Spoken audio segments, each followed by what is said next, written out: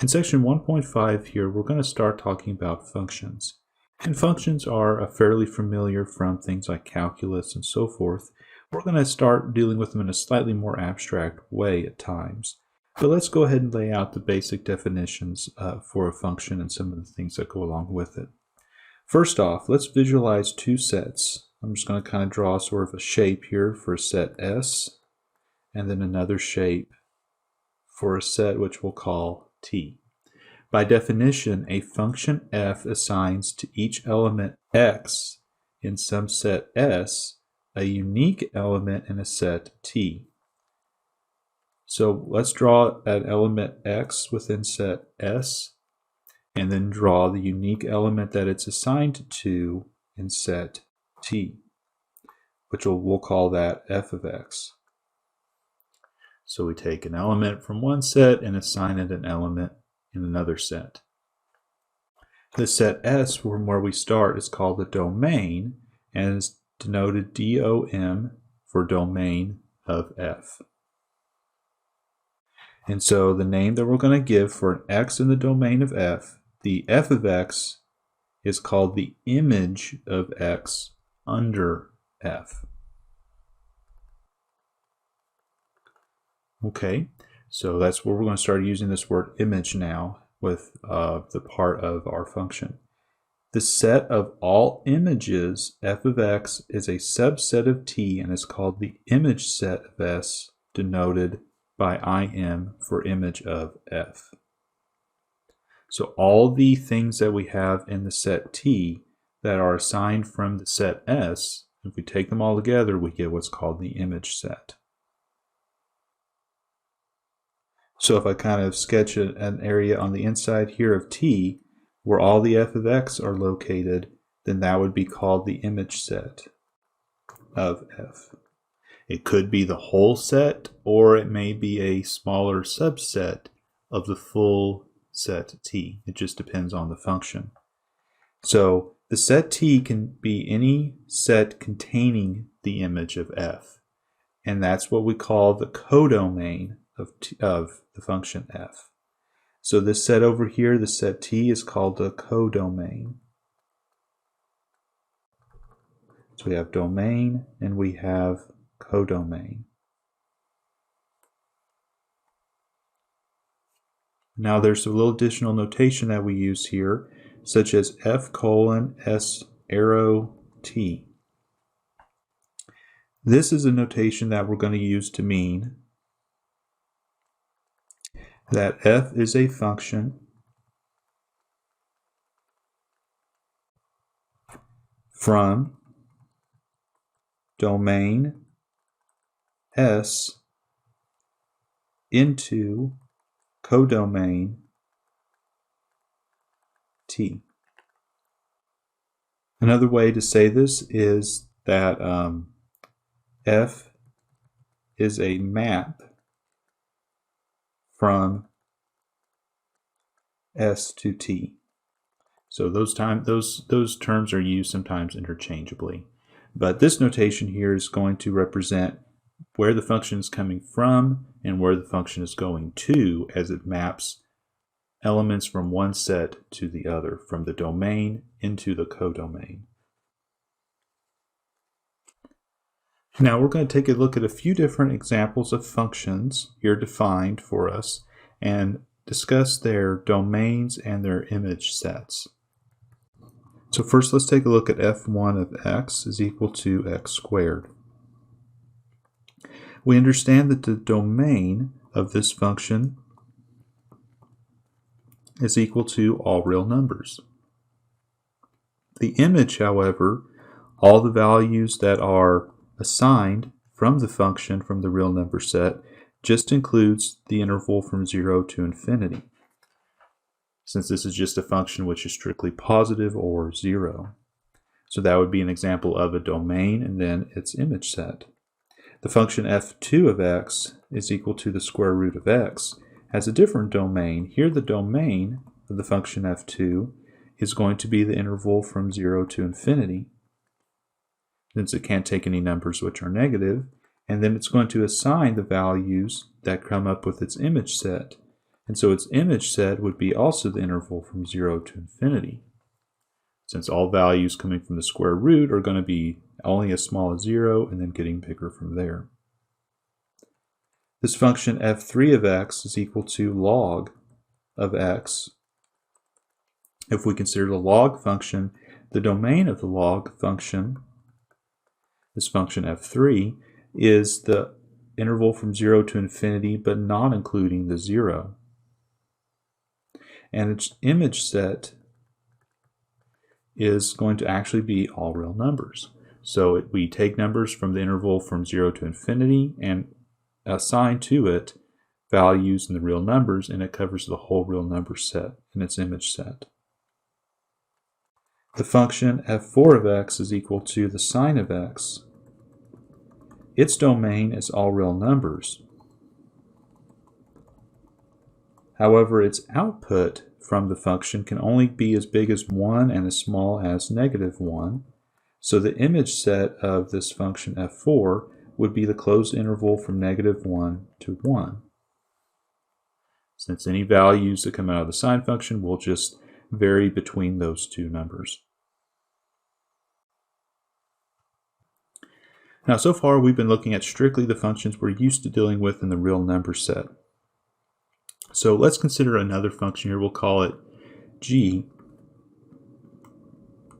And what we're going to do is specify that it takes numbers from the natural numbers and goes into the integers.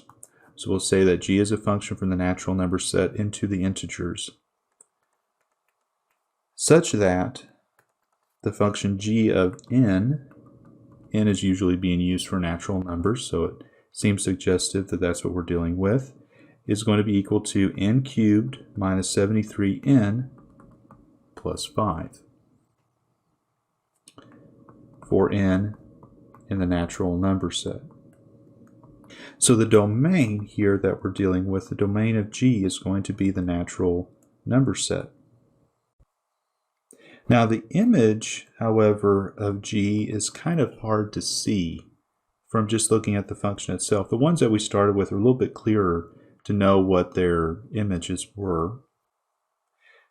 Now if we just take some numbers though, plug in for n, and then see what values come out of the function, for instance like g of 2 is equal to -133, g of 1 is equal to -67, g of 0 is equal to 5, and so forth. And so those are telling us some of the values in the image under g. So we'd have numbers like -133, -67, 5. It'd be kind of hard to list them all out, but that just gives us some examples of values inside of the image set. Ultimately, we could write it as a set of all n cubed minus 73n plus 5, such that n is an element of the natural numbers. And we understand that the set we're dealing with here is definitely a subset of the integers. Since we are getting some negative numbers out here, we're getting negative integer numbers. So we take values from the natural numbers, and then underneath the function in its image set, we have a subset of the integers. Let's look at the absolute value function. The absolute value function actually in definition is x if x is greater than or equal to 0, or negative x if x is less than 0. That's the technical definition of absolute value. So what would the domain of this function be, and the image of the function? Well, in this case, the domain, you can plug in any real number, so the domain is all real numbers. But however, it'll only give you a number out from 0 to infinity, so all the values assigned for the image set is that interval. And we can say that this is a function that takes numbers from the real numbers and maps it into the interval from 0 to infinity, is another way of saying this. Consider the floor and the ceiling functions that we discussed in the previous sections. So what do they do as far as a function and a mapping from one set to the next? Well, generally we take a number from the real numbers, and however, when we get a number out from the ceiling or floor, it's strictly going to be an integer, because it always returns an integer from doing the ceiling or the floor. So it's going to actually map from the real numbers into the integers. So we could say that the floor function of x maps from the real numbers into the integers. It's one way of saying it. We could also say that for the ceiling function as well. In our notation, it would look something like this, saying we take a number from the real numbers into the integer set. Let's consider this function f of x is equal to 0 if x is greater than or equal to 0, or 0 if x is less than 0. This is sometimes called a characteristic function, or a Heaviside function is another name for it as well. Think about the domain here. Since we're using x, usually we consider that we're dealing with real numbers, so the domain will be all real numbers. However, the image set is only going to be assigned to two values. So the image set is only going to be either 0 or 1. So everything from the domain will be given a value with this function of either 0 or 1. And we could say our function f2 is a function which maps from the real numbers into the set 0, 1.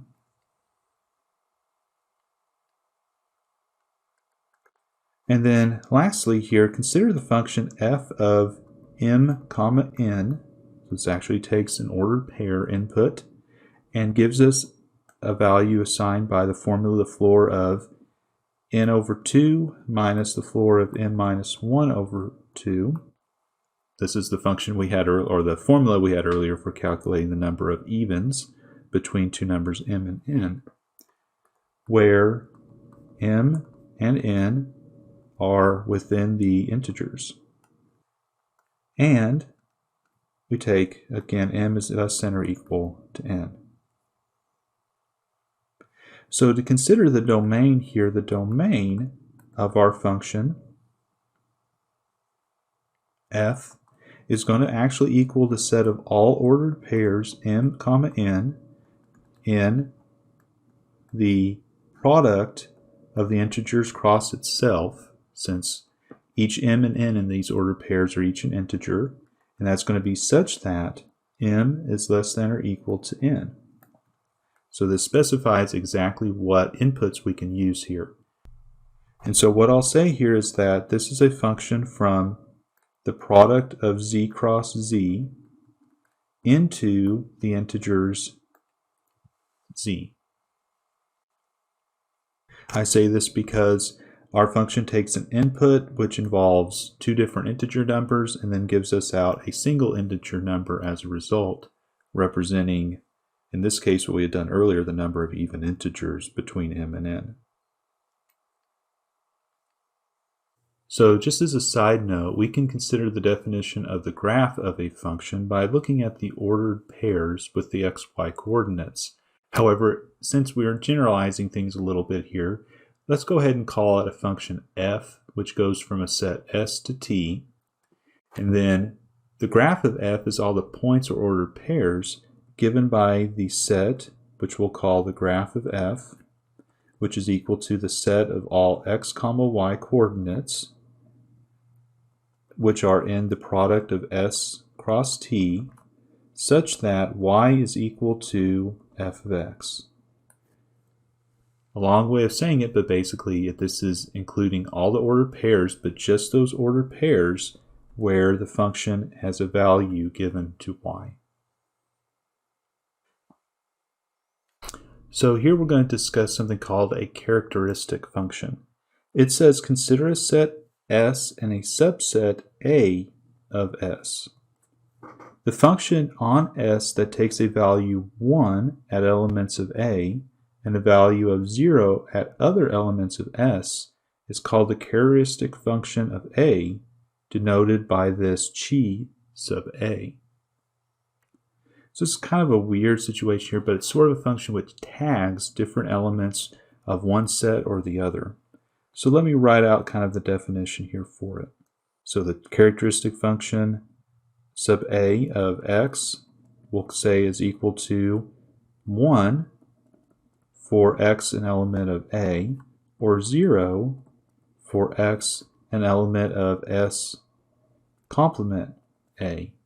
So for every element of A, it's given a value of 1, and for every element of S which is not inside of A, everything outside of A, it's given a value of 0.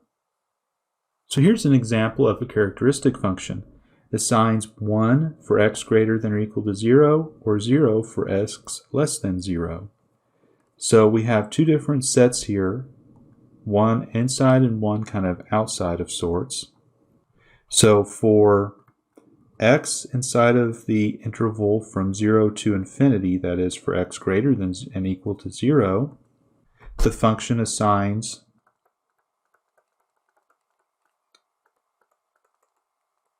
1. For everything else, it assigns 0. So we call this a characteristic function for the interval in which it assigns 1. So we can say then that f2 is the characteristic function for the interval 0 to infinity, or the way of denoting this is to use the chi sub 0 comma infinity.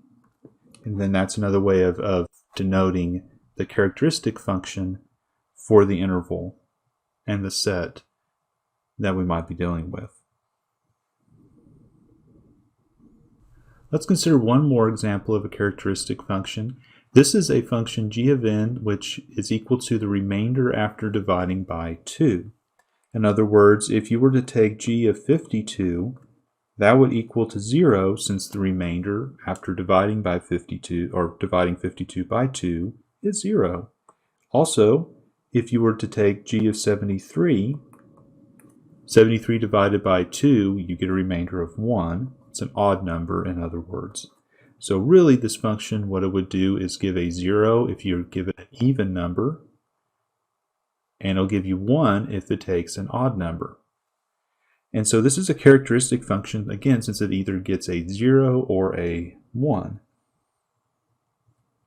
So we can say that g maps from the natural numbers into the set of 0, 1. So for anything in a set A, which would be all the n in the natural numbers such that n is odd, the function will be 1. So what that means for us is this is a characteristic function on the odd numbers. Thus g is a characteristic function on the set A, and we can denote that as g sub A.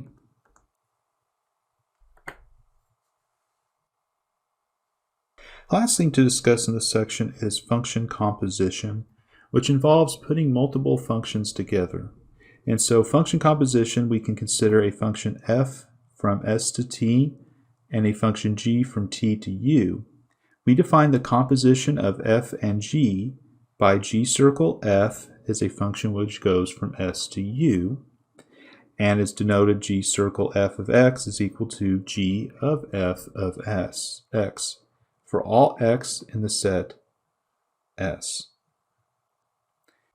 Function composition is associative, which means that if you have a function f, g, and h, and you put them all together with composition, and you have h circle and in parentheses g circle f, that's the same as grouping the h and the g first, and then doing circle f at the end. So associativity means we can group them however we want to.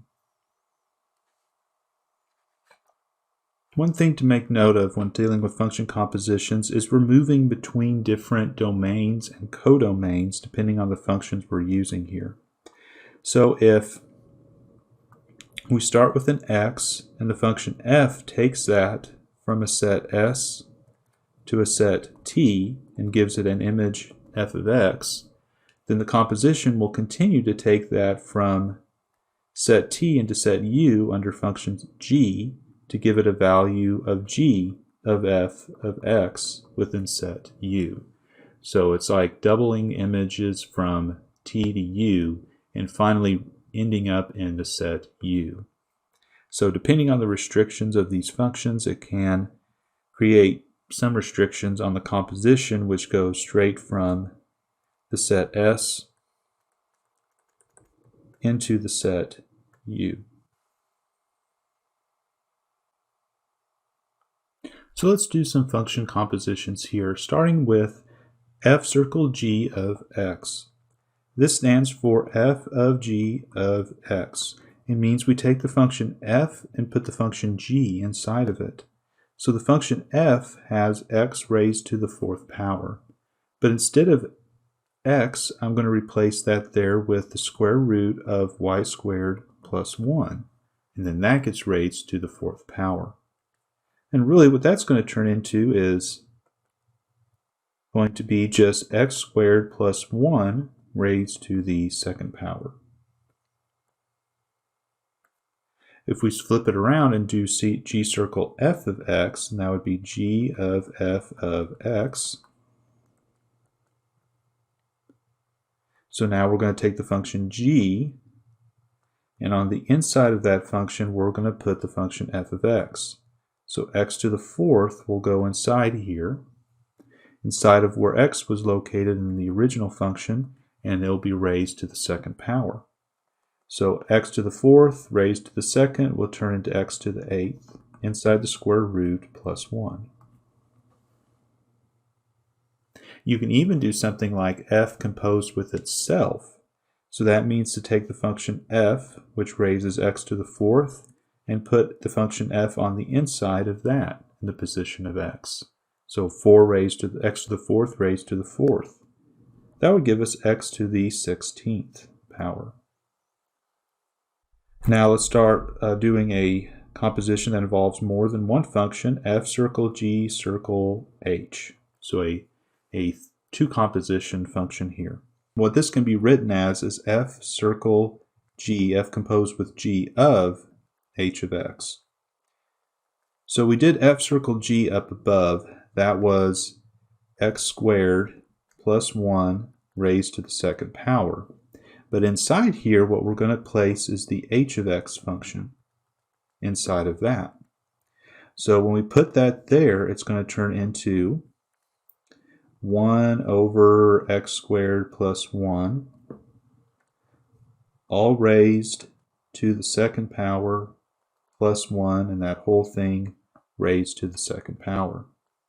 So rather than do too much algebra here, we're basically going to have something like 1 over x squared plus 1 raised to the second power plus 1, and then that whole thing raised to the second power.